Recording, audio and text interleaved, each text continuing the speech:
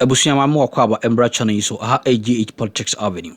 Political source training because making headlines na jemre na edibi exom ani de mnia horaxi mu se ene ede de kan ya.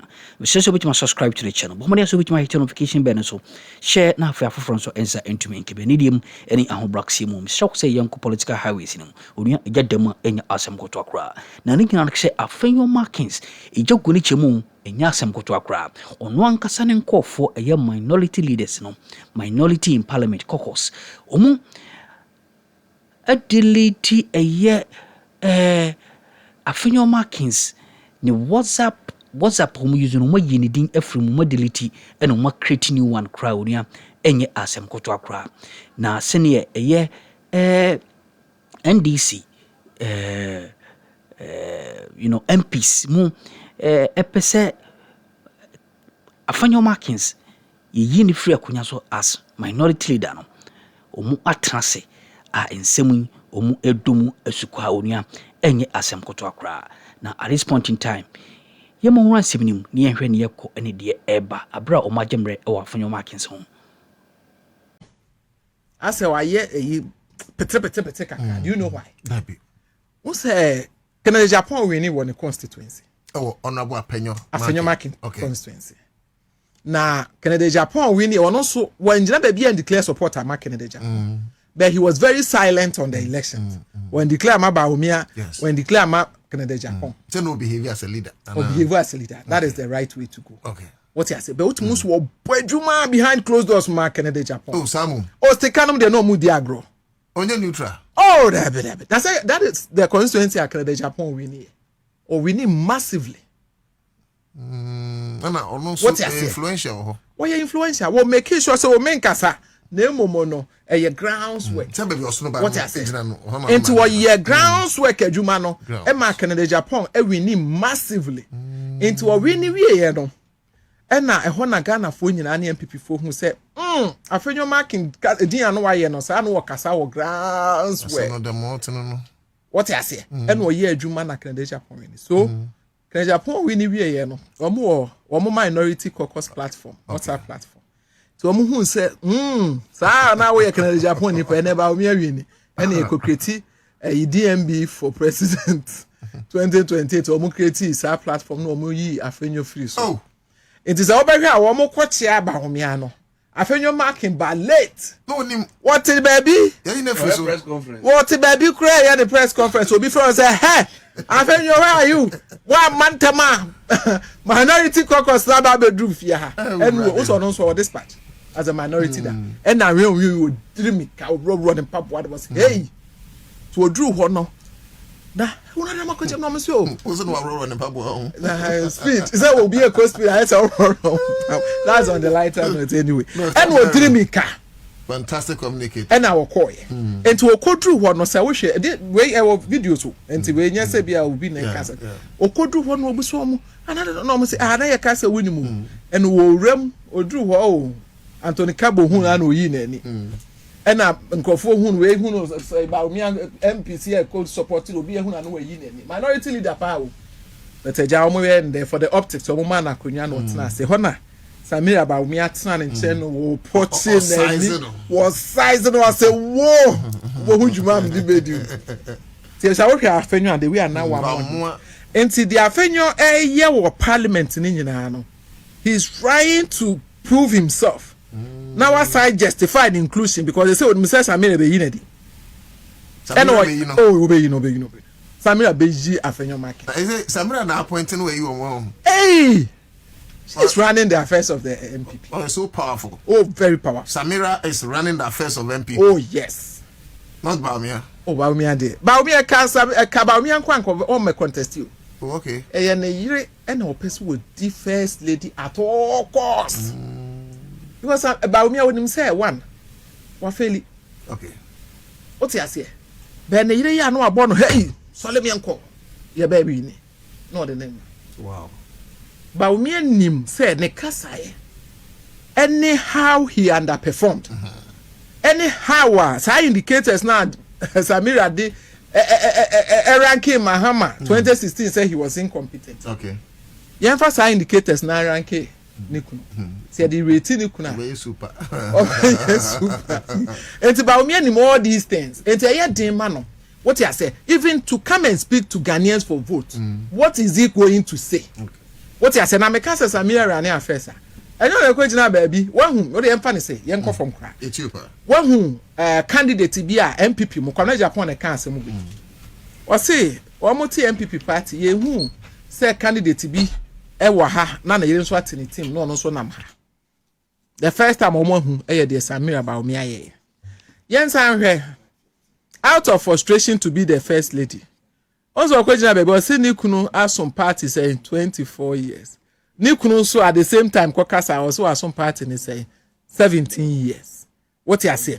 And to be the dance say she is pushing her husband to run this presidential elections so that she can just get the opportunity to be the first lady. But with that said, you know, Mekan say no, Sanyo Manona a pushy Afenyo Makin to behave the way he's behaving because he's trying to prove to them, say, oh, okay, in as much as may support say Canada, Japan, oh, I will work with you or I'll work for you.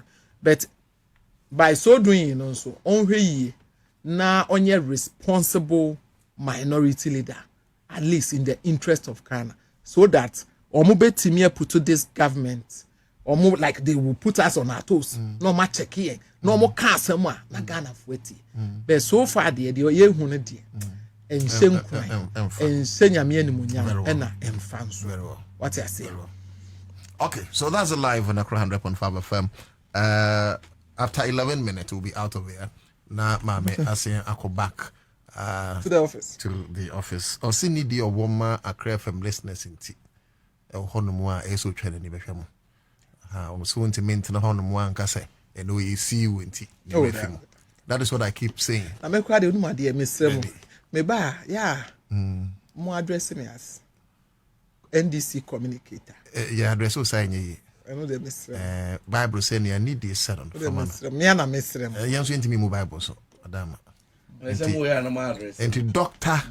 Mary. Dr. Mary. NDC communicator. True. Fantastic NDC communication member.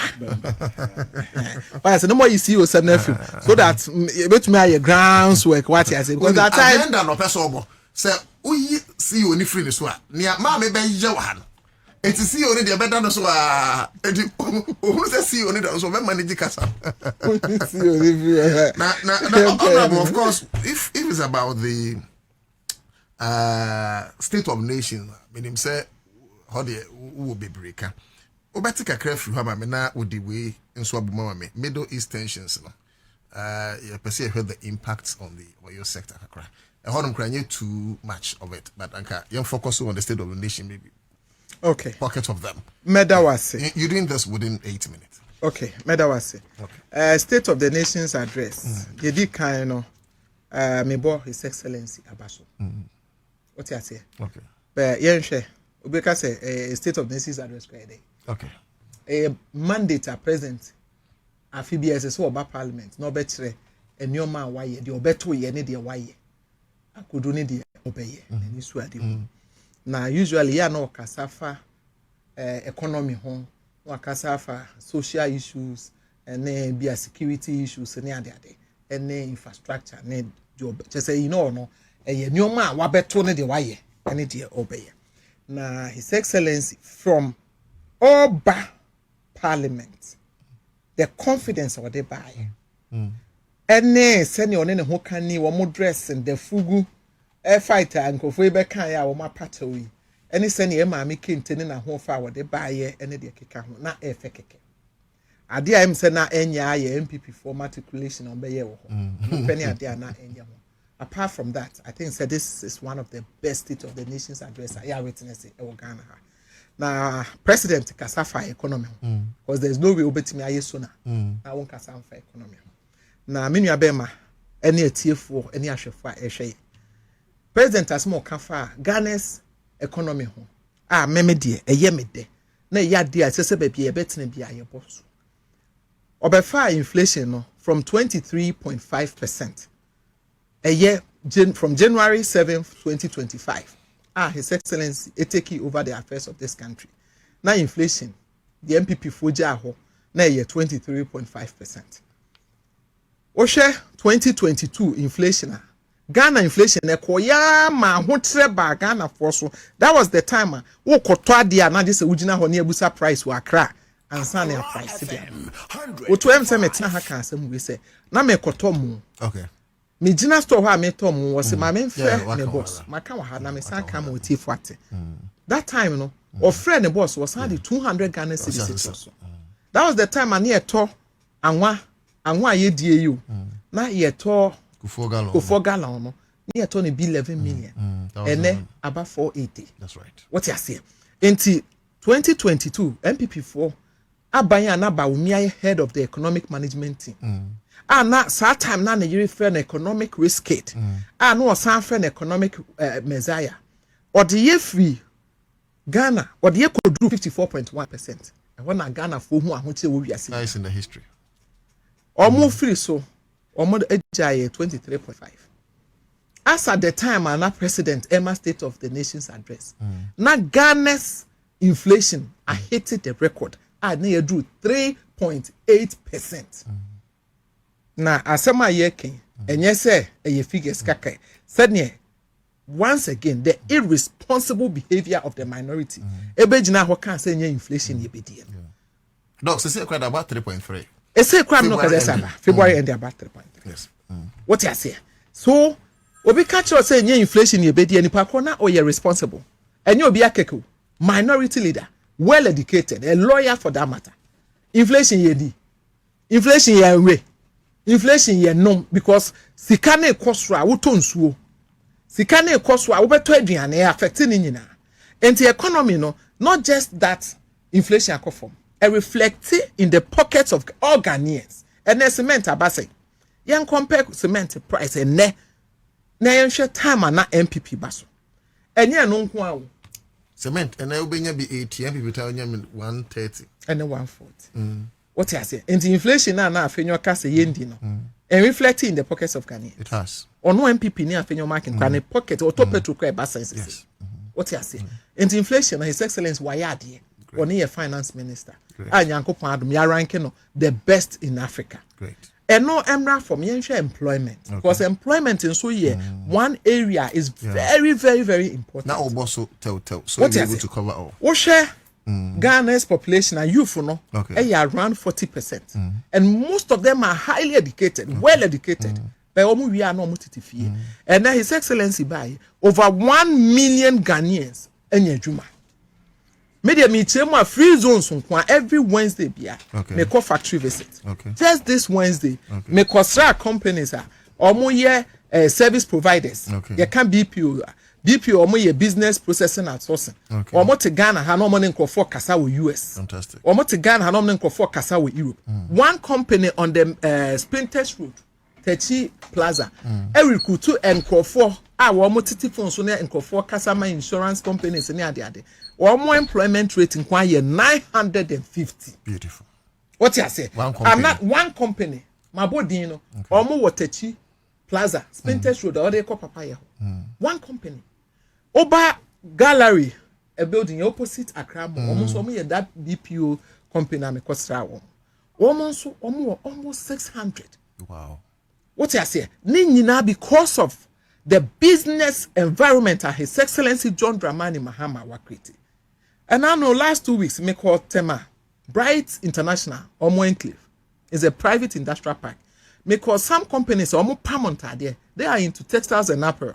Omo Pamontade wa Ghana had the comma America for. From Ghana. Yes. Me call hono almost omo recruiting for 4,000. They are planning to do more by the end of this year. Na there then say e ma enyemu nyina ye adwuma wo because what yakonya so fan ball soro ti say eche omo pamo che say America for sports wears ni nyina omo pamo t-shirt ni ade ade a wo ya ne say wo no eche na etwitwa no wo hyehyɛ a wo te nti wonyem kra wo te ho nya okay nyina ye wo nko a wo me nko a me ho kra ne no what you say enti His Excellency ba ye no employment creation under his leadership just 1 year no is over 1 million. En fa ho to ma Ghana Anso ha me nua bema. Ade ba ko a ye me de na meka ho ase. Yenhwe Ghana's debt. Okay. His Excellency ebaaye. Na Ghana ukọ Eurobond market na obi empese Ghana oni ebedi because na ye rate Ghana as a junk state. Ene Fitch, Moody's, and SP and S&P for Oma rate Ghana but B+. Ene ye tuatua ye ho aka ne bebre. Inti se ne Ghana kasa se ye kọ bosia bo a anka obia mandwa so. Bosia bodwa no obia person. As we said excess cost so hia bosia. Was it yesterday and referencing rate in cra from I think from 14.7% to 11%. And that affects the lending rates. Yes. Yesterday, what I say? So these are some of the discussions I say among Ghana for the MPP 40. When you about my yen sanche we say me kwa da dey me depa back procurement processes are His Excellency can once. And the MPP 4 no more there say PPA process near there omo fa so PP omo fa so. And one say want to me say me per contract we na ya san man na ye tua neka. Afenyo marking cocoa board was me pe we near their man. Where is me okwaha yes me pewe near the man MC who bebre Bank of Ghana was at that time a print sika with that parliamentary approval. With that parliamentary approval. I mean Entinyoma bebre procurement breaches bebre CC under the leadership of Nanado. Any Dr. Mahmoud Bawumia I was Abama se Ghana fund. His Excellency say or bet tighten sa procurement processes no send ye beya emie kwan menkrofo emphasize no enwia Ghana sika. Honorable for 2 minutes. What I say? Maybe 2 minutes in we no. Yenhwe fiscal deficit His Excellency can once. Ye projected say by the end of last year fiscal deficit be 3.8. But because of fiscal discipline inti ye to me a boy a homodin equal 3.1. Which is huge. Which is very huge. And the MPP a BNC da. Because they were not disciplined. Eno enanchen kono minu abema yenhwe enyo bi ti say energy dum so anda ba omia e ba yo say no nti na obeka ya ye ko bi sa time Minister of Energy Matupoku Prempe journalist because he have timetable or ka say yan fa timetable mra no nti na dum so de ho dum so na wo ho what you say na dum so na e wo ho. But His Excellency by no, these are some of the things that what to me are modern are resolving. Share me the master mo esa baby, I mean set time no iswa. Yanka sanfa education. 2024 na campaign NDC one of your key campaign message are ye denante. And it say FSHS no ye ba ye be ye ni yi. MPP 4 miracle abwajemo kom so bo ba betwam. Mi busa Ghana for ni MPP 4. His Excellency John Mahama Samba ya e friend na ababio mu. Watwa FSHS mu ana. Is it not better than FSHS and than an MPP? And then kola no mbeko school beba wo beba no bon se wo mo afun ni. Say ni man no de aba na buso. Buso. What you say? Enti me like say me kondo say me SS. I'm telling you, and kola na no mo call. Once na me catch us na me ma ekọ bi nti na mo ba fia na me hu. There were days I thought about saying ka me ma kra de metena fie no mfa na nkwa kra nkuta wa nko school enye hwe. Because na me nimsa me ba ne bewu. Enti enne yen compare free SHS under Nanado ne Dr. Mahmoud Bawumia. Honorable, and wasting with time. Na yen compare free SHS under His Excellency John Dramani Mahama. It's like day and night. What you say? Yenhwe Ghana's GDP at the moment. Yen compare to MPP. Just last 2 years ago. And all in all, no. Media me boy His Excellency John Dramani Mahama Abaso. One ne a poundful. Ya badjuma me de me hu shemu bi because me so me ka ho employment creation ni nyina me ka ho. Congratulations. Ya badjuma. Na Ghana for are happy. MPP for the jandam no, they are known for it. Na they make can say MPP for ya no omo ye jandama. Omo share omo comments. Omo share comments. Ghana for an MPP for ye jandama. It is said the omo ka Chinese and Portuguese egu Chinese. Wa monte. Na nipa kro no wokoto fuel na first or to ofele ne car 1,500. E no ofele no be 800. E dey jandam na obe ka tell.